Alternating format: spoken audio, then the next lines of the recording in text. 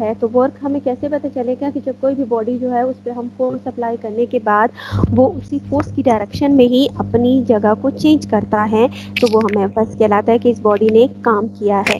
तो वर्क को हम रिप्रेजेंट करेंगे W से। ये इक्वल होगा, हम इस पर जितना फोर्स अप्लाई करते हैं और उस फोर्स की प्रेजेंस में वो कितना डिस्प्लेसमेंट कवर करती है। तो इसके लिए हमारे पास वर्क का जो फॉर्मूला है, वर्क प्रोडक्ट होगा डिस्प्लेसमेंट और उसके फोर्स का।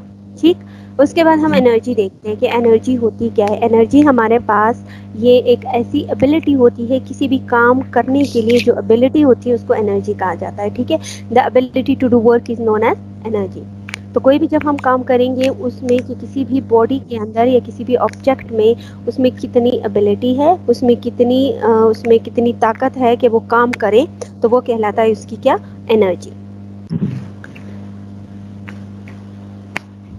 जितना वो वर्क डन करती है या एबिलिटी जितना उसको वर्क करने की उसमें एबिलिटी होती है,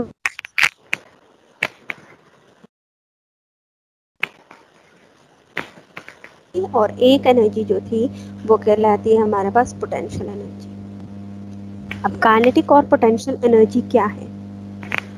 काइनेटिक एनर्जी और पोटेंशियल एनर्जी यानी जब भी हमारे पास किसी भी बॉडी के अंदर एनर्जी तो मौजूद है लेकिन वो रेस्ट की फॉर्म में है, वो मोशन की फॉर्म में नहीं है, तब हम कह सकते हैं कि ये एनर्जी जो है ये पोजेस करती है पोटेंशियल एनर्जी को। लेकिन जब हम इसी बॉडी को फोर्स देंगे, उस पर फोर्स अप्लाई करेंगे, कोई भी फोर्स उसको प्रोवाइड करेंगे, तो फोर्स प्रोवाइड करने के बाद वो बॉडी जो है वो मोशन में आएगी, वो कोई ना कोई एक्शन करेगी, वो अपनी डायरेक्शन चेंज करेगी या उसके अंदर कोई भी मूवमेंट आ जाएगी, तब वो एनर्जी कन्वर्ट हो जाएगी उसकी काइनेटिक एनर्जी में।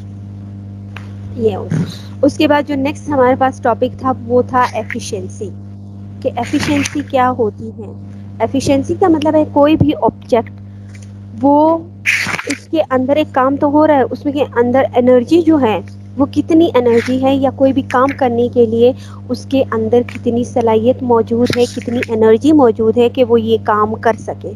तो इसके लिए हमारे पास अगर हम इलेक्ट्रिक चार्ज को देखें या इलेक्ट्रिकल एनर्जी को देखें, जब भी हम खुद से किसी चीज़ को, किसी भी इंस्ट्रूमेंट को हम एनर्जी देते हैं, तो वो एनर्जी उसकी क्या कहलाएगी, वो हम देते हैं तो वो उसका क्या होगा, इनपुट कहलाएगा, क्योंकि एनर्जी हम उसको प्रोवाइड कर रहे हैं, तो वो उसका इनपुट होगा। और वही एनर्जी यूज़ करने के बाद वो एनर्जी जब कन्वर्ट हो जाती है किसी दूसरी फॉर्म में, फॉर एग्जांपल जैसे मेरे पास लाइट एनर्जी है, इलेक्ट्रिकल एनर्जी है। अब इलेक्ट्रिकल एनर्जी हीटर हो गया, हीटर से जो है मैंने क्या किया है, हीटर को मैंने कनेक्ट किया हुआ है बिजली के साथ, एक बोर्ड के साथ, वहाँ से करंट पास होके आ रहा है हीटर के फिलामेंट्स तक या उसके वो रॉड्स तक आता है। एनर्जी आ तो रही है लेकिन एनर्जी जो है इलेक्ट्रिकल एनर्जी वो चेंज हो जाती है, किस फॉर्म में, वो हीट एनर्जी में, क्योंकि हीटर जो है वो फिर गर्म हो जाता है। तो बिजली का आना, इलेक्ट्रॉन्स का उस तरफ आना, वो इलेक्ट्रिकल एनर्जी। फिर जब वो इलेक्ट्रिकल एनर्जी यानी हमने एक इनपुट दे दिया, इनपुट के बाद अब हमारे पास आउटपुट क्या आएगा, आउटपुट उसकी हीट आएगी। तो जितना इसका इनपुट होगा, आउटपुट को हमने उसके इनपुट पर डिवाइड करना है, वो हमें किसी भी ऑब्जेक्ट की एफिशिएंसी बताएगा। ठीक, फिर अगर हम इसी एफिशिएंसी की परसेंटेज निकालना चाहें तो फॉर्मूला हमारे पास सेम यही फॉर्मूला रहेगा।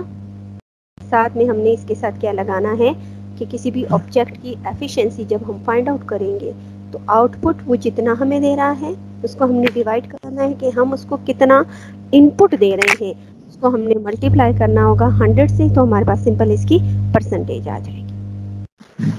इसके बाद जो नेक्स्ट टॉपिक था वो था पावर। अब पावर क्या है? पावर का जो यूनिट है वो वॉट होता है। यानी कोई भी चीज़ जिसको फॉर एग्जांपल इलेक्ट्रिकल एनर्जी है, अब उसको इलेक्ट्रिक करंट हम तो बल्ब है, फॉर एग्जांपल बल्ब को मैं लाइट तो दे रही हूँ, अब मैं कह रही हूँ कि उस बल्ब के अंदर जो उसका वोल्टेज है वो 200 वॉट है, वोल्ट है, यानी इसके पास जो करंट आ रहा है या वोल्टेज आ रहा है वो इतना है, और उसकी जो पावर है वो फॉर एग्जांपल 100 वॉट की है। यानी मैं इतना करंट उसको दे रही हूँ, तो उस बॉडी के अंदर जो उसका पावर है यानी अमाउंट ऑफ एनर्जी वो कितना यूज़ करेगा वो उसकी पावर कहलाएगा। ठीक, ये हमारे पास था टॉपिक। ये सारे मतलब इस चैप्टर में ये वाले टॉपिक्स इंक्लूड थे। अभी मैं इसकी एक्सरसाइज स्टार्ट करवाती हूँ, 1 मिनट बस यही तीन जी, यही चीजें थी, हो रही है, ठीक है। इसमें अब हम आ रहे हैं एक्सरसाइज की तरफ। एक्सरसाइज में अब जो नया सिलेबस जो इन्होंने दोबारा से रिवाइज कर लिया है, कहा है कि अब क्वेश्चंस उन्होंने खुद एग्जैक्टली बताए नहीं है कि कौन कौन से क्वेश्चंस हैं और कौन से नहीं है। उन्होंने सिर्फ ये बताया है कि जो हम टॉपिक पढ़ेंगे उस टॉपिक से रिलेटेड एक्सरसाइज में जो भी न्यूमेरिकल होगा, ये जो भी एमसीक्यूज होंगे, जो भी क्वेश्चंस होंगे, चाहे वो शॉर्ट क्वेश्चन हो या लॉन्ग क्वेश्चन हो, वो सारे के सारे इंक्लूड है। तो अभी ये एक्सरसाइज पे अभी हमारे पास जो जो क्वेश्चन इन टॉपिक से रिलेटेड होगा, मैं वो तुम्हें बता दूंगी कि ये वाले जो है ये इंक्लूड है, ठीक है। फर्स्ट जो टॉपिक है वो है वर्क। तो वर्क से रिलेटेड यही क्वेश्चन है कि define work and what is its unit. Work का यूनिट क्या है, वो हमारे पास क्या है, वर्क को हम हम करते हैं क्योंकि हमारे पास कोई भी जब हम काम कर रहे होते हैं एनर्जी यूज हो रही होती है, तो यहाँ पे भी वर्क का हमारे पास यूनिट आएगा जॉउल। वर्क क्या है, वर्क जो है वो डन होता है, वो वर्क उस वक्त होता है जब कोई भी बॉडी पे हम फोर्स अप्लाई करें और वो बॉडी जो है वो अपनी जगह चेंज करे, जिस डायरेक्शन में फोर्स होगा उसी डायरेक्शन में वो अपनी जगह चेंज करे, तो वो वर्क कहलाएगा। वर्क जो है वो एक स्केलर क्वांटिटी है। देन ये डिपेंड करती है कि किसी भी बॉडी पे हम जितना फोर्स लगाएंगे, वो जितनी ज़्यादा हमारे पास फोर्स होगी उतनी ही वो बॉडी जो है वो वर्क करेगा। फोर्स हमारे पास कम होगी तो वो बॉडी उतना ही कम वर्क करेगा। अब इसका फॉर्मूला क्या है, वो वर्क डन है इक्वल है उसके फोर्स के और मल्टीप्लाई होगा इज देयर डिस्प्लेसमेंट। अब यहाँ पे जो हमारे पास काम हो रहा है, वर्क ये बॉडी कर रही है, इसमें सिर्फ जैसे पीछे फोर्सेस थे वो हमारे पास रेजोल्यूशन ऑफ फोर्सेस में एक्स एक्सिस भी था, वाई एक्सिस भी था। अब वो चीज़ हमने यहाँ पे अप्लाई करनी है क्योंकि फोर्स किसी भी ऑब्जेक्ट पे फोर्स अप्लाई हो रही है तो उनके कंपोनेंट्स को देके अब हमने बताना है। तो यहाँ पे जो वर्क डन हो रहा है वो सिर्फ एक ही एक्सिस में, एक्सिस पे कुछ भी नहीं हो रहा क्योंकि फोर्स जो है वो एक ही डायरेक्शन में अप्लाई हो रही है। तो इसीलिए जो हमारे पास ये F हो जाएगा, F हमने कल क्या कर देना है, एक्स एक्सिस, उसके एक्सिस को भी इंडिकेट करना है। तो W अब वर्क डन हो गया है, तो यहाँ पे मेरे पास फोर्स अलग से एक क्वांटिटी आ रही है और उसका डिस्प्लेसमेंट है। ये दोनों वैल्यूज हम एक जगह पे कर लेंगे, फोर्स मल्टीप्लाई हो जाएगा उसके डिस्प्लेसमेंट के साथ, और जो कॉस थीटा हमारे पास जो ये एंगल आ रहा है वो हम इसको सेपरेट लिख देंगे। उसके बाद हमारे पास इसका यूनिट क्या है, ऐसा यूनिट वर्क के लिए जॉउल को यूज़ किया जाता है। अब हम कैसे कह सकते हैं कि एक बॉडी है या कोई भी ऑब्जेक्ट है उसने 1 जॉउल का वर्क डन किया है, तो ये उस वक्त होगा जब हमारे पास उस पर 1 ही न्यूटन का फोर्स हम अप्लाई करेंगे। उसी 1 न्यूटन फोर्स अप्लाई करने के बाद वो जो डिस्प्लेसमेंट कवर करेगा वो भी कितना होना चाहिए, 1 मीटर के, तभी वो हमारे पास इक्वल हो जाएगा 1 जॉउल के। Then question number 2, when does a force do work, कि जब एक फोर्स किसी भी बॉडी में हम फोर्स अप्लाई करते हैं वो किस तरह काम करती है, उसको थोड़ा एक्सप्लेन करके बताना है। फोर्स जो है वो हम कहते हैं वो उस वक्त होती है जब कोई भी बॉडी, यानी वर्क उस वक्त डन होता है जब किसी भी बॉडी पे हम फोर्स अप्लाई करते हैं और वो उसी बॉडी को उसी फोर्स की डायरेक्शन में मूव करने पे मजबूर कर देता है। जितना हमारे पास फोर्स अप्लाई होगा किसी भी ऑब्जेक्ट पे, किसी भी बॉडी पे, वो उतना ही डिस्प्लेसमेंट या डिस्टेंस कवर करेगा। तो जितना वो डिस्टेंस कवर करेगा उसी को हम कहेंगे कि इस बॉडी ने उतना ही वर्क डन किया है। मैथमेटिकली हमारे पास जो वर्क है वो क्या है, वो प्रोडक्ट होता है डिस्प्लेसमेंट का और उसके फोर्स का in the direction of force. So ये दोनों क्वेश्चन सेम ही है, सिर्फ एक पॉइंट उन्होंने इसमें एडिशन कर दी है कि ग्रेटर, जितना हमारे पास ग्रेटर फोर्स होगा उतना ही ग्रेटर डिस्टेंस कवर होगा। देन इसीलिए हम कहेंगे कि इस बॉडी ने जो है उतना ही ज़्यादा काम किया है। वर्क डन हमारे पास प्रोडक्ट है फोर्स और उसके डिस्प्लेसमेंट का। इफ़ अगर फोर्स हमारे पास अनबैलेंस हो, मतलब इक्वल फोर्स हम उस पर अप्लाई ना करें और फोर्स कभी ज़्यादा हो जाता है कभी कम हो जाएगा, तो यहाँ पे जो है वो एक्सेलरेशन प्रोड्यूस होना शुरू हो जाएगा। तो उस ऑब्जेक्ट के अंदर जो है वो एक्सेलरेशन आएगा, जिससे हम कहेंगे कि this involves the doing work to move in a certain direction.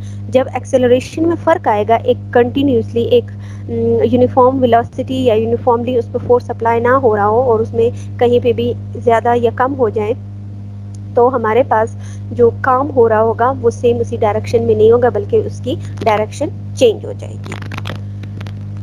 Then उसके बाद नेक्स्ट क्वेश्चन है why do we need energy, हमें एनर्जी क्यों ज़रूरी है हमारे लिए? एनर्जी क्यों ज़रूरी है? क्योंकि एनर्जी जो होती है ये हमारे पास एक साइंस का मेन इम्पॉर्टेंट या फंडामेंटल बेसिक एक कंसेप्ट है, लेकिन ये लिंक होता है तकरीबन एनर्जी जो है वो हमें क्या है, वो एक नेचुरल प्रोसेस है या नेचुरल फिनोमेना है।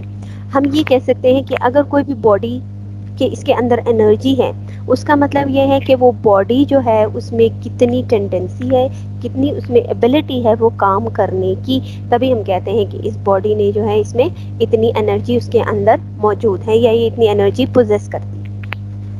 उसके बाद एक एग्जांपल है कि अगर हम बहते हुए पानी को देखेंगे जो कि टरबाइन से आ रहा हो या मील्स वगैरह से पानी बह रहा होता है, तो वो जितनी स्पीड के साथ हो रहा होता है उसी रनिंग वाटर के अंदर उनकी एनर्जी भी वो उसकी मतलब वाटर के अंदर इतनी एनर्जी आ जाती है कि वो उस वाटर को आगे बहने पे मजबूर करता है, वो पानी जो है वो बहना शुरू हो जाता है। दूसरा हमारे पास एनर्जी जो है वो डिफरेंट फॉर्म्स में मौजूद होती हैं। मैकेनिकल, जैसे हमारे पास कोई भी मशीनें वगैरह हो गई। अब मैकेनिकल की एक एग्जांपल आपके पास साइकिल भी है, वो भी एक मैकेनिकल एनर्जी है।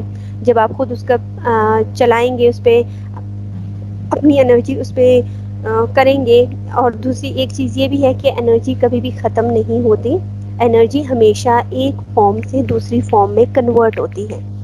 उसके बाद है हीट एनर्जी आ गई, लाइट एनर्जी है, sound energy, electrical energy, nuclear हो गया या केमिकल एनर्जीज हैं। Energy can never be transport, can never be destroy और क्रिएटेड। एनर्जी को ना हम क्रिएट कर सकते हैं और ना ही डिस्ट्रॉय कर सकते हैं। ये सिर्फ क्या करती है, it can be transform from one form into another. ये सिर्फ अपनी शेप या अपनी जगह को चेंज कर देते, अपनी फॉर्म को चेंज कर देता है, एक फॉर्म से दूसरी फॉर्म में कन्वर्ट हो जाता है।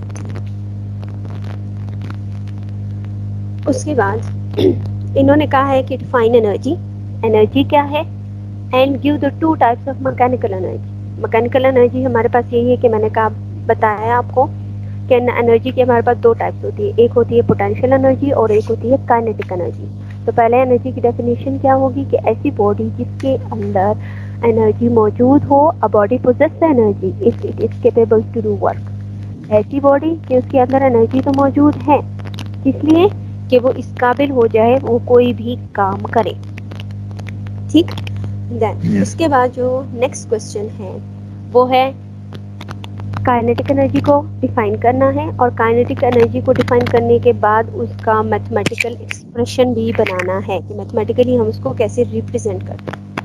अब पोटेंशियल एनर्जी क्या है कि जब भी हमारे पास कोई भी बॉडी, उसके अंदर एनर्जी तो मौजूद है जिसकी वजह से वो बॉडी जो है वो मोशन में आ जाएगी, इसको हम कहते हैं ये उसकी काइनेटिक एनर्जी है।